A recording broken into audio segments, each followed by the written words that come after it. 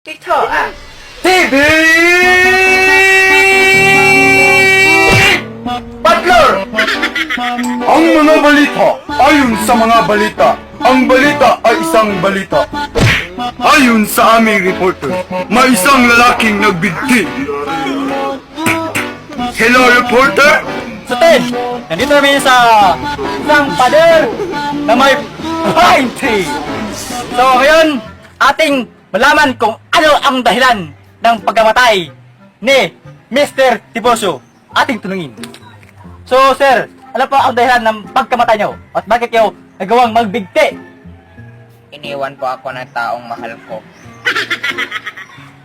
So yun nga Ted, ang pagdahilan ng pagkamatay ni Mr. Tiboso dahil daw iniwan ng isang babae. So mga babae, iwasan yung pag